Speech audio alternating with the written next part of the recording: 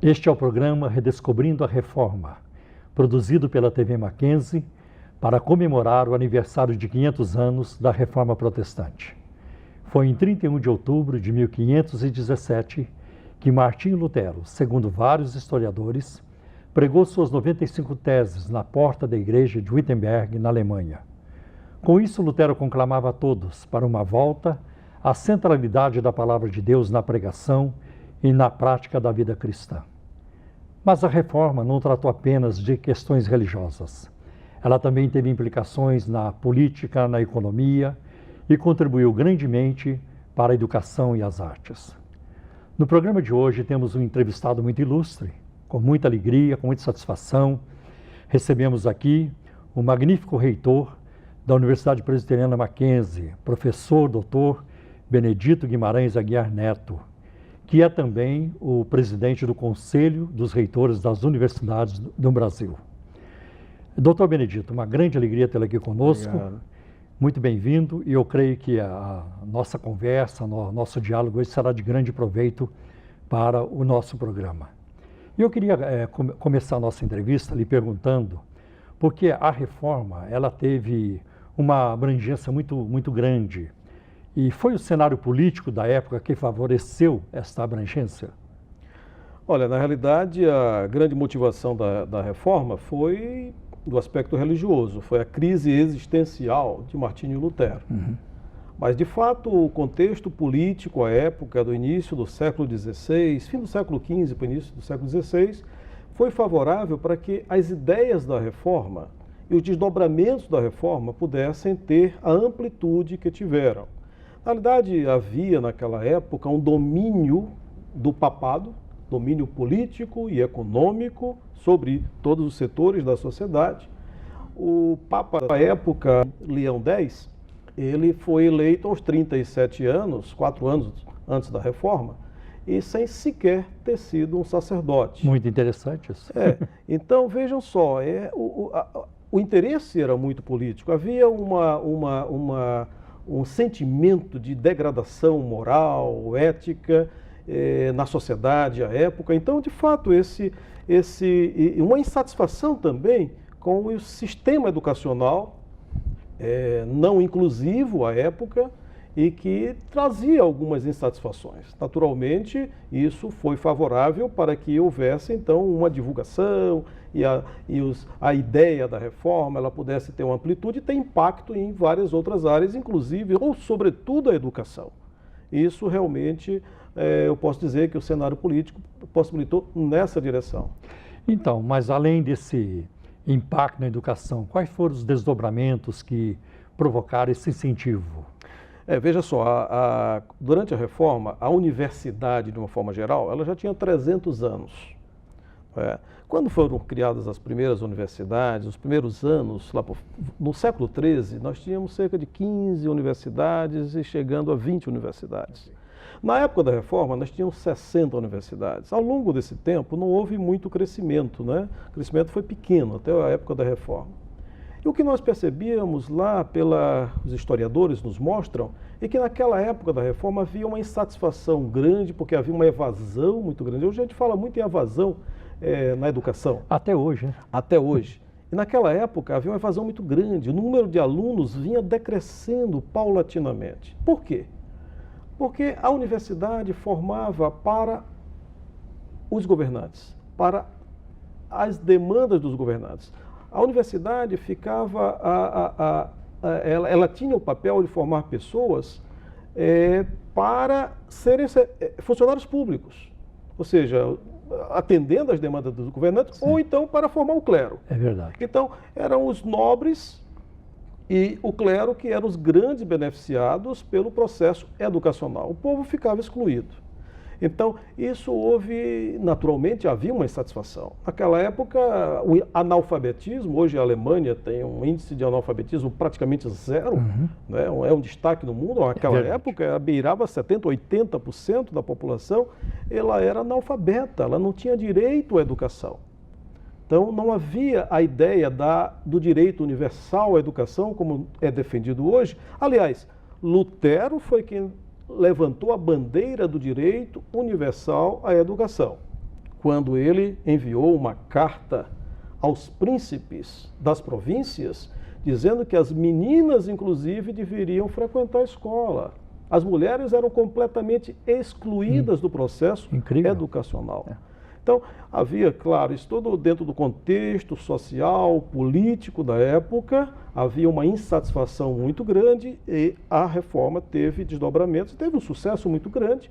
A partir daí, começou na escola de educação básica, educação infantil, vamos dizer assim, da educação básica, mas logo chegou na universidade. Na realidade, ela nasceu na universidade, mas a atenção de Lutero, ela foi basicamente para a educação básica e pensando na criança, na educação da criança, no direito à criança, à educação.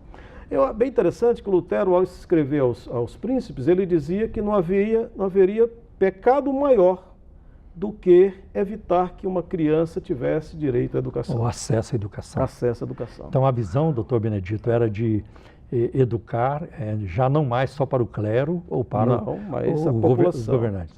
Por que isso? Porque as próprias escrituras sagradas, baseadas nas escrituras sagradas, para Deus não há acepção de pessoas em todos os seus aspectos. A verdade, ela é divina. O conhecimento é divino, é de Deus. Não há conhecimento divino e conhecimento não divino. Todo conhecimento provém de Deus. Então, partindo desse contexto, dessa ideia, que Lutero, então, todos têm direito e todos precisam examinar as Escrituras. Sem educação, como é que poderão examinar as Escrituras? As Escrituras eram proibidas para o povo. Ela era um privilégio do clero e alguns nobres eram autorizados a ler as Escrituras. E mesmo para o clero, nos seminários, nos mosteiros, algumas passagens eram proibidas de serem lidas. Interessante. Então, vejam só, Lutero rompeu com isso. Na realidade, a reforma começou com um grito de liberdade ao acesso à educação. Doutor Benedito, com o surgimento da reforma, que impacto ela causou no ensino superior? Daqui a pouco, logo depois do intervalo. Fique com a gente.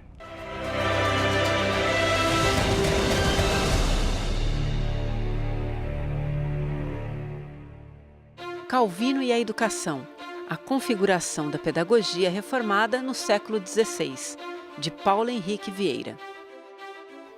A obra trata das relações entre educação e religião no pensamento reformado de João Calvino e de sua influência sobre a formação do calvinismo. Demonstra que a reforma protestante estabeleceu novos paradigmas religiosos que modificaram a fé cristã, o ser humano e a sociedade europeia do século XVI.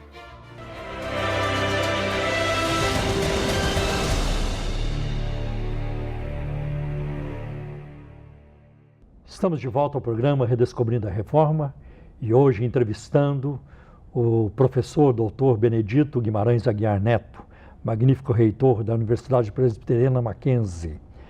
E como perguntamos antes do intervalo, a reforma protestante, que impactos ela causou na educação superior e que desdobramentos tem isso para nós até hoje?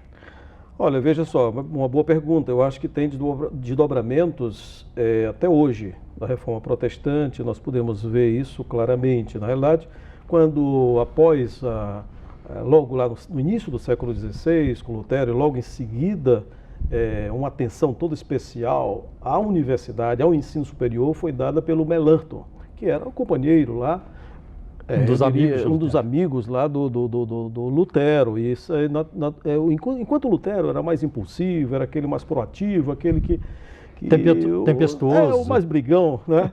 O outro era mais reflexivo. E ela era, sob o ponto de vista intelectual, ele era também muito destacado à época como professor da Universidade de Wittenberg. Na realidade, houve uma percepção de que algo deveria mudar na universidade. O ensino era engessado, os currículos eram ultrapassados, eles se baseavam basicamente nos pensamentos de Aristóteles, enquanto que algumas universidades já começavam a refletir sobre a necessidade e já introduziam também nos seus currículos a questão do humanismo, né? Ok. A cultura grego-romana começava a ser dada uma atenção especial a muitas universidades. O Melanchthon percebeu que nós tínhamos que avançar mais na direção daquilo que as escrituras sagradas nos despertavam.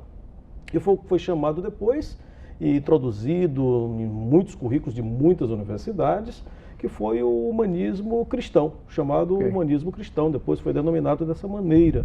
Ou seja, era verificar a relação entre a instrução formal e aquela instrução que vem com base nas escrituras sagradas. Ou seja, ver o homem de forma integral e não ver algo apenas separado, o homem como algo que vai receber informação, é aquela informação de uma instrução meramente formal, mas que desdobramentos a respeito disso precisavam ser feitos. Então, numa inter-relação entre a teologia, a ciência, as artes, isso começou com Melanchthon, levantando essa bandeira da necessidade de avançar nessa direção. Ok.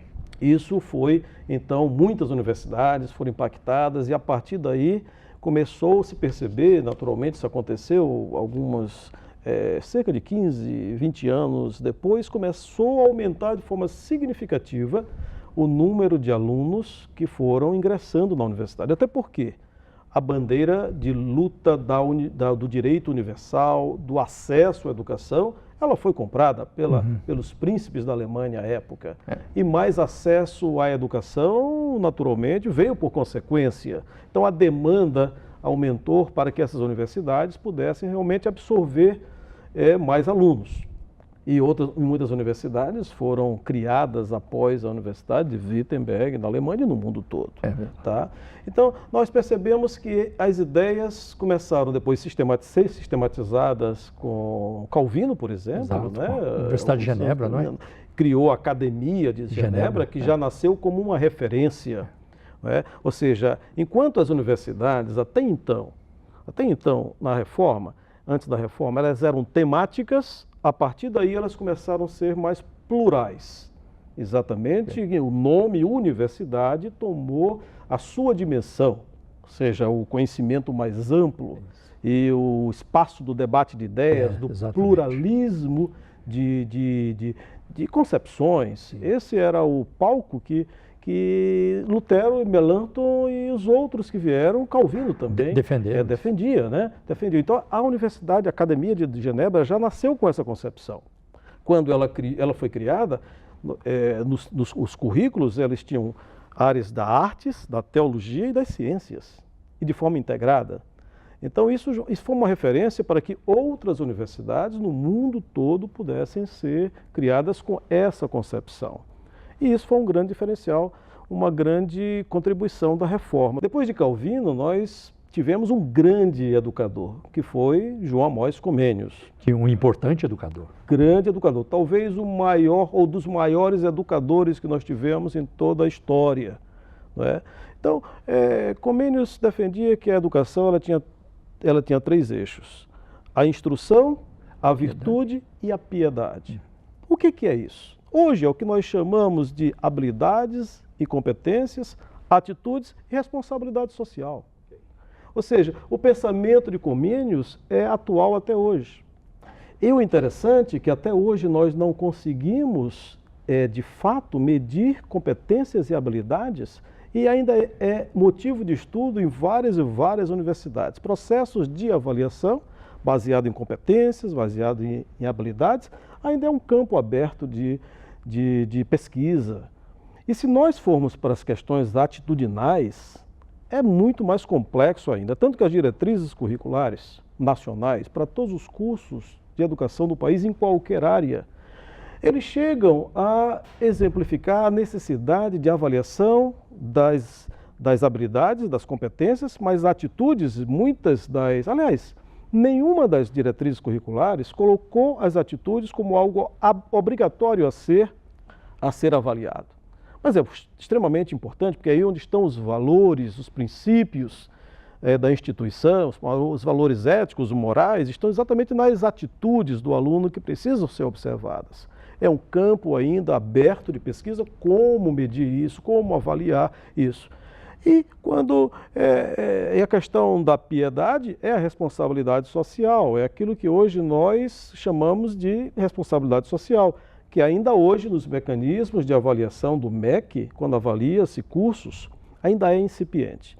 O MEC está exatamente no momento fazendo um conjunto de estudos, há uma reivindicação da comunidade acadêmica do Brasil todo, para que aspectos de responsabilidade social possam ser pontuados.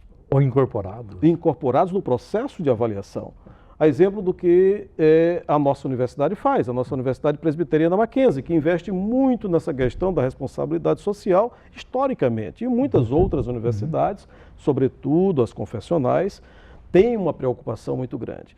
Mas vejam só, essa é uma ideia de Comênios, estabeleceu isso como eixo, não é, para um processo educacional, e que ainda hoje é motivo de estudo, é atenção da comunidade acadêmica, motivo de pesquisa e de implementação de referenciais concretos para a avaliação.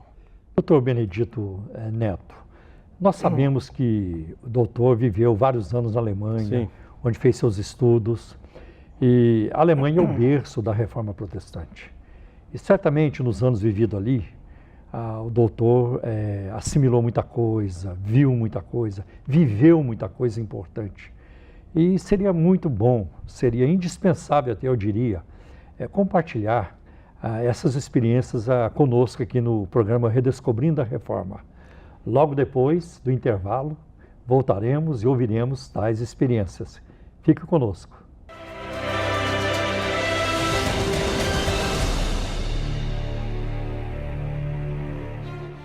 Coleção Fundamentos Cristãos. Obras acadêmicas com visão cristã de mundo. Calvino e a influência de seu pensamento. Ensaios brasileiros sobre Calvino e Calvinismo. Organizado por Davi Charles Gomes e Augustus Nicodemos Gomes Lopes, a coletânea de ensaios aborda a vida e a obra de João Calvino, sob a perspectiva da tradição protestante calvinista.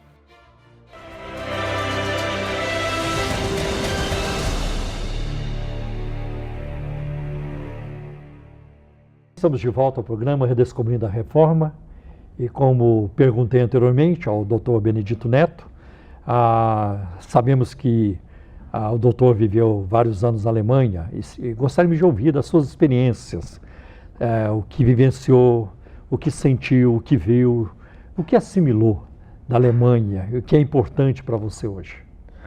Olha, vejam só, o meu período na Alemanha foram 5 anos, foi um período extremamente importante, porque eu vivia aqui no Brasil, não tinha experiência alguma fora do país. E realmente, quando eu cheguei na Alemanha, a gente tem um certo choque cultural, porque o comportamento das pessoas é diferente diante de situações semelhantes. E isso eu aprendi muito. E eu percebi que a semente da reforma lançada séculos atrás, ela tinha germinado, ela tinha produzido frutos e havia um impacto, uma influência muito grande no comportamento da sociedade alemã. Isso foi visível para mim, eu pude fazer essa comparação e essa reflexão. Uma das coisas que me chamou bastante atenção no ambiente de trabalho foi a responsabilidade com que as pessoas desenvolviam determinadas tarefas. Não é? A visão que as pessoas tinham com relação ao trabalho, aquilo que estava colocado sobre a responsabilidade de cada um e cujos resultados precisavam ser apresentados da melhor maneira possível, com a maior seriedade possível. E isso, certamente, essa cultura do compromisso é algo com a educação, não é? Eu estava num ambiente, numa universidade, em que eu estava fazendo parte da minha formação acadêmica, não é? Então eu via que havia um compromisso muito sério com a educação em todos os sentidos. E isso é o retrato do que foi plantado lá pelos reformadores, certamente no século XVII.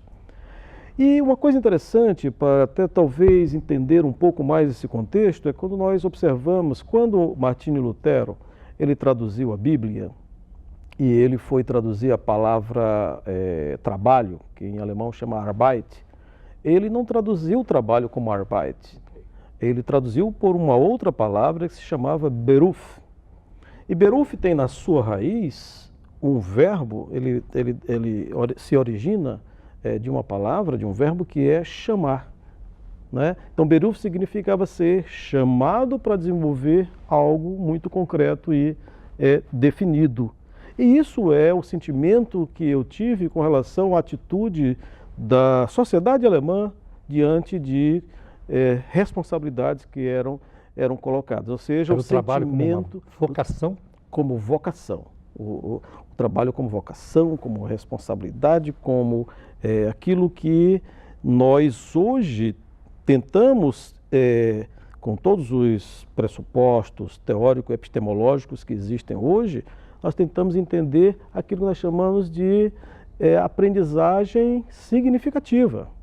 Ou seja, alguém que foi instruído para determinada direção, para desenvolver determinado trabalho, o fazia isso com um significado. E é o significado do chamamento para desenvolver aquilo da melhor maneira e com a maior responsabilidade possível. Então, eu acho que a reforma protestante que aconteceu no início do século XVI na Alemanha, ela teve um impacto tão grande que é visível hoje lá, não é?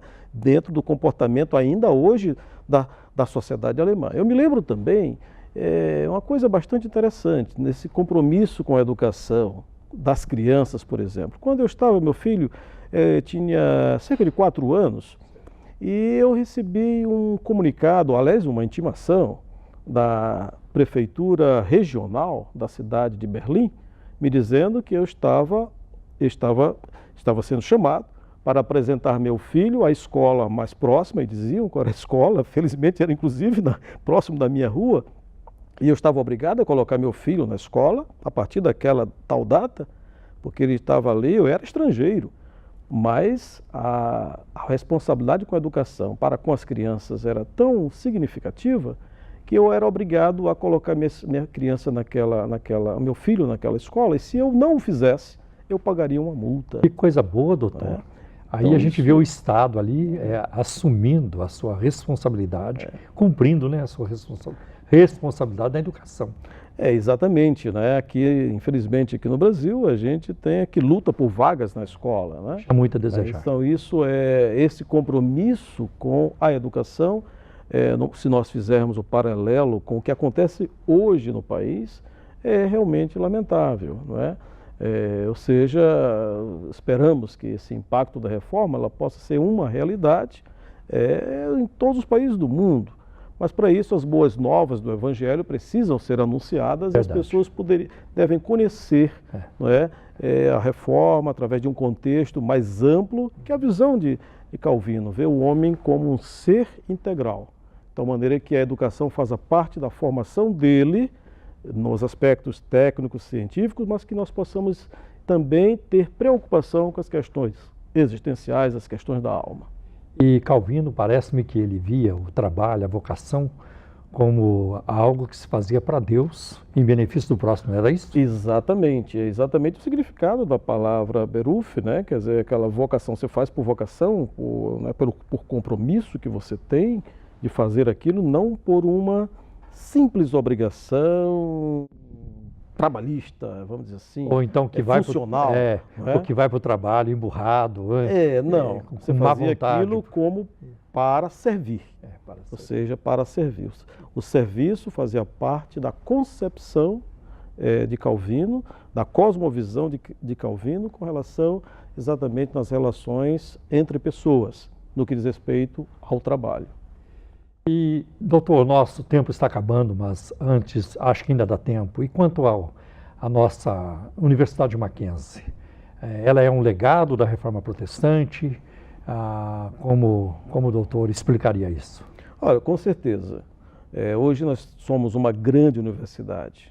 Na verdade, a instituição Mackenzie ela tem hoje 45 mil alunos, considerando seus colégios e a universidade e as faculdades, as 2 faculdades que nós temos.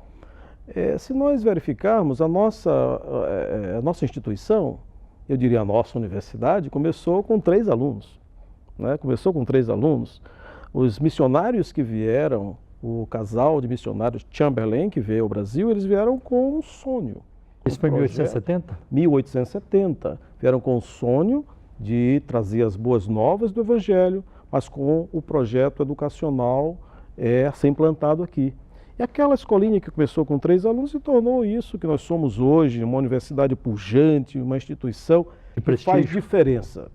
E eu digo que faz diferença porque os princípios que nós defendemos hoje, que nós buscamos hoje, são os mesmos princípios que nortearam a fundação naquela escola de 3 alunos. E são os mesmos princípios que levaram também cristãos reformados, por exemplo, aos Estados Unidos, para criar as grandes universidades, que ainda hoje são grandes universidades naquele país. Foi a motivação de um projeto educacional com responsabilidade, com compromisso. Eu creio que o mesmo compromisso, a mesma responsabilidade que norteou os nossos pioneiros ali em 1870 e ao longo de toda a nossa trajetória, é a mesma que nos desafia hoje. Os mesmos pressupostos epistemológicos, as mesmas ideias da reforma, os mesmos ideais, não é? Essa questão de nos preocuparmos na nossa cosmovisão, na formação do nosso aluno como agente de transformação da sociedade, partindo de uma preocupação com as questões atitudinais e não só com competências e habilidades técnicas e com responsabilidade social que norteou desde o princípio a reforma, que veio na concepção dos nossos pioneiros, é a mesma que nós defendemos hoje, e eu creio que é por essa razão que nós mantemos a tradição, e não só o pioneirismo, mas nos modernizamos a cada dia e continuamos sendo aqui uma universidade que faz diferença nesse nosso país. Doutor Benedito, muito obrigado pela sua presença no nosso programa, por tantas informações relevantes, e fica aqui o nosso agradecimento. Obrigado a todos também pela audiência e até o nosso próximo programa, Redescobrindo a Reforma.